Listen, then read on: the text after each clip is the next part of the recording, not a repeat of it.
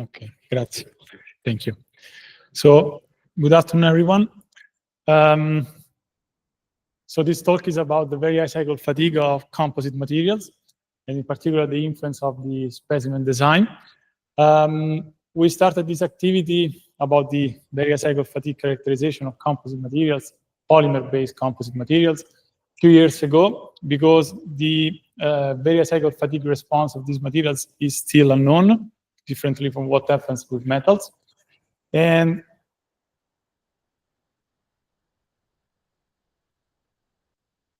also because the methodology that I'm going to describe represents also an alternative for performing zero mean stress fatigue test, axial fatigue test for composite materials.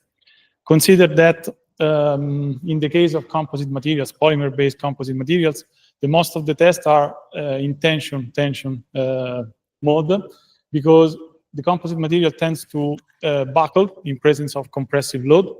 And so there are very few papers in the literature that present results with zero mean stress.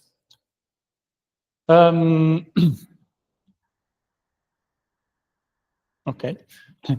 So here is the setup that we adopted for those who are not very familiar with the ultrasonic testing. Basically, you have a piezoelectric actuator that is excited through a voltage that at 20 kilohertz, and this converts the vibration, converts the electrical signal into a mechanical vibration. Then the mechanical vibration is transferred to two components, the booster and the horn. The booster and the horn simply amplifies the mechanical vibrations, and then you have the specimen. The booster, the horn, and the specimen are all designed to be in longitudinal resonance at 20 kilohertz. And so in this type of test, you have that the specimen is forced to vibrate according to its own longitudinal mode at 20 kilohertz. And this means that during the compression, there is no buckling, because it is actually following its own vibrational mode. There you see also the trend of displacement along the kinematic chain. And you see that it amplifies and reaches the maximum value at the extremes of the specimens. The strain, that is the derivative of the displacement, is instead as its own maximum value, instead where the displacement goes to zero, so in the specimen center. And the same can be said for the stresses, because strain and stresses are here linearly proportional. So when you design the specimen, you have to, the care must be given to the fact that the specimen must be in longitudinal resonance at 20 kilohertz. But also what you want is that you focus your attention to the ratio between the stress that you get here and the displacement that you have at the free end. In our setup here, the maximum displacement was about 100 micrometers, the maximum input displacement. Then in the real setup, we also had a temperature control system to monitor the temperature on the specimen surface, because it can increase due to the high frequency, the ultrasonic frequency. And so we performed the test in a sort of pulse and pose strategies in order to avoid that we exceed an upper limit for the temperature. And also we adopted the displacement control system to control the displacement at the free hand here of the specimen, and then control the voltage to provide to the actuator in order to perform a strain control test. And so, as I said, this type of test, in this type of test, the specimen does not buckle. That is the great advantage. However, nothing comes for free. That means that if we consider the material that we have adopted in this study, that is a carbon fiber composite materials made of 8 layers from a twill-woven prepregs with a Young's modulus of about 60 gigapascal. If you design the specimen to be in longitudinal resonance at 20 kilohertz, a straight bar specimen, you get that the ratio between the maximum stress that you get in the center and the input displacement that you have here is about this value. That means that for our machine, we can get at most 100 megapascal or 120 megapascal as a maximum axial stress here in the center, which is generally not sufficient to investigate the whole fatigue regime of this composite material, because you had that the tensile strength is about 800 megapascal, the compressive strength is about 600 megapascals. So the goal is to, let's say, extend the stress range that can be investigated. And to do that, we propose two geometries, an hourglass specimen and a tablet specimen. That in the design process, we try to enhance the stress to displacement ratio. The design of the specimens has been performed through finite element model analysis. In the case of the hourglass specimen, we used shell elements with 8 integration points, one for each layer along the thickness direction. And you see here the normal stress distribution within the specimen. You see that here in the center we have the maximum value of the axial stress, while it is 0 at the extremes, as we have already seen. And the ratio between the normal stress and the input displacement is about 3,000 megapascal per millimeter. So 3 times the value that we get with the straight bar. With the tablet, in the case of the tablet specimen, we adopted instead solid elements. Here is the normal stress distribution that is pretty constant between the two tabs. And in this case, the ratio was about 2,000 megapascal per millimeter. So 200 megapascal at most with this type of specimen. Before performing the test, we investigated we decided to identify the most suitable tablet specimen configuration.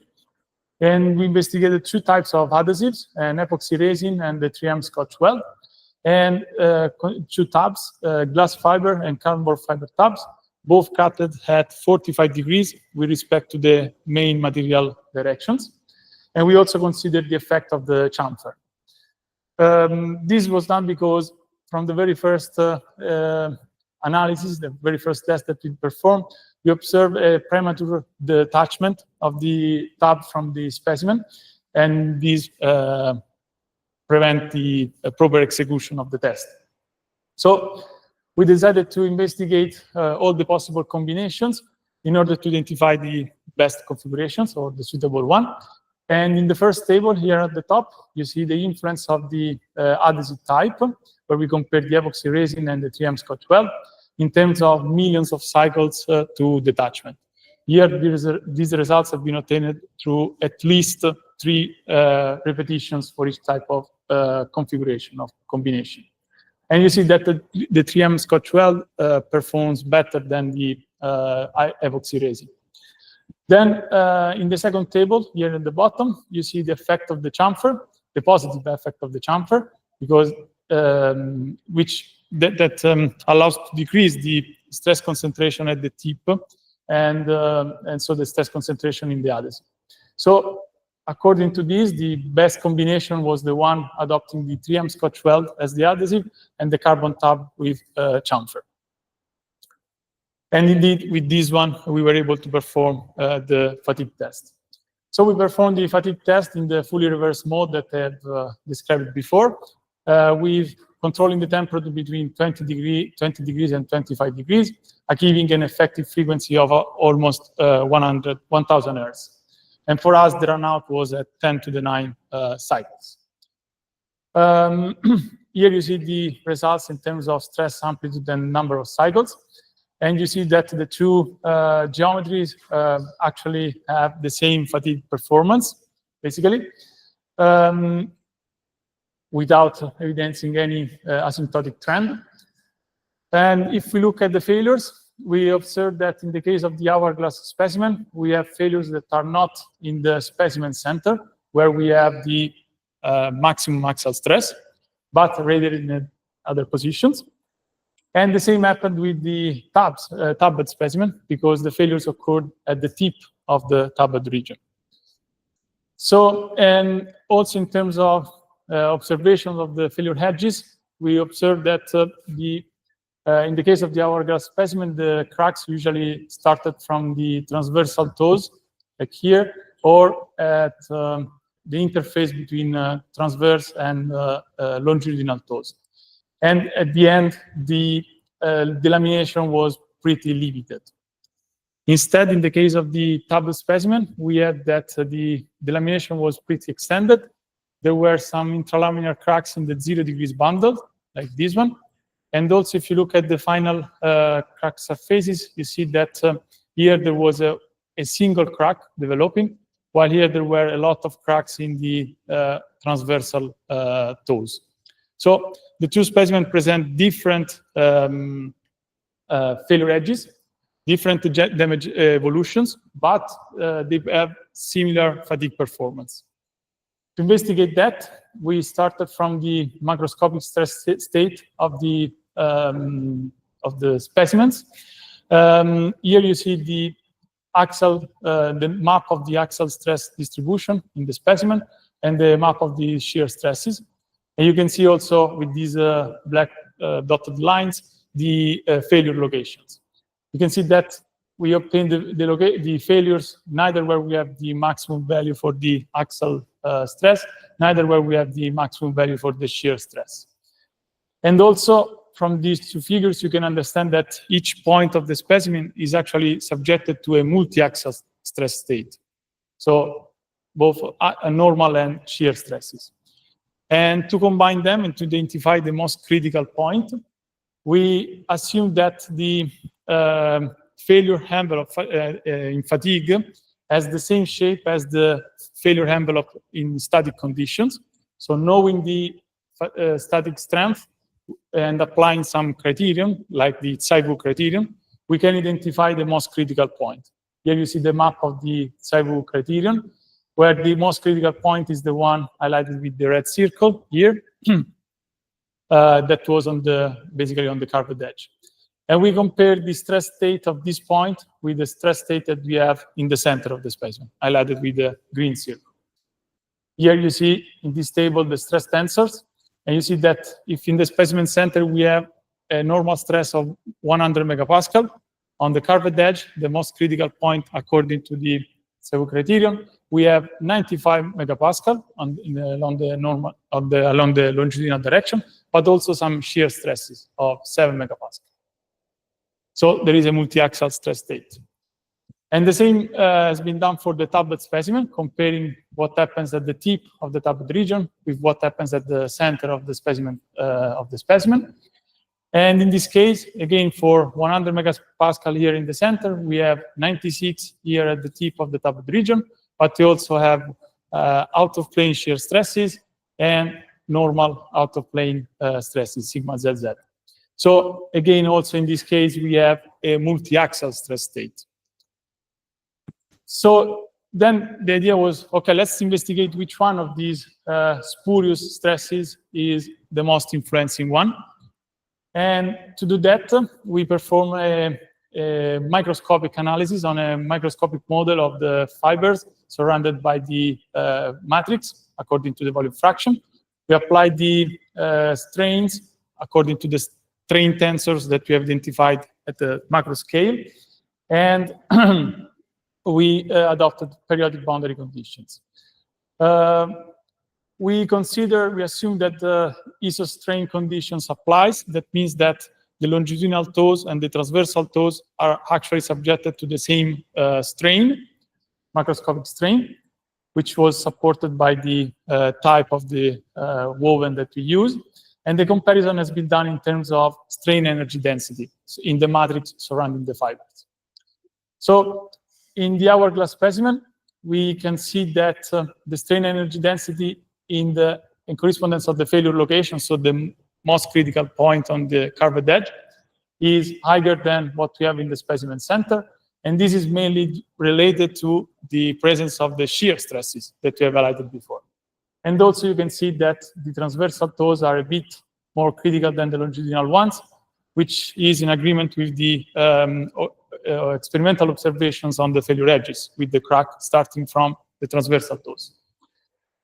Passing to the tablet specimens, again, we can say the same. So in correspondence of the failure location at the tip of the tablet region, we have that the matrix is a bit more loaded than what we have in the specimen center.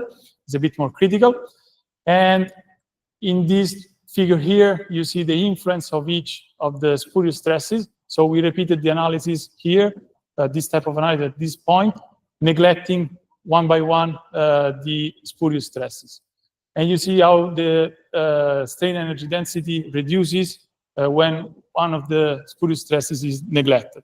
And you see that the most influencing one is the out-of-plane shear stress, tau xz. So to conclude, the hourglass and tablet geometries can enhance the stress to displacement ratio, so allows to enlarge the fatigue stress range that you can investigate. However, the hourglass geometry induces shear stresses that can influence the fatigue performance and the failure location. And this depends basically on the starting sequence of your material. Tabs instead induce strength concentration at the tip. And according to the analysis that we have done with the microscopic model, we identified the most critical components of the stress tensors, tau xy for the hourglass specimen, and tau xz for the tablet specimen. And these two also have similar macroscopical amplitudes. One was 7 megapascal, the other one was 5.4 megapascals. So in this way, these provides a rationale for the comparable fatigue performance of the two geometries. With this, I conclude, and I thank you for the kind attention.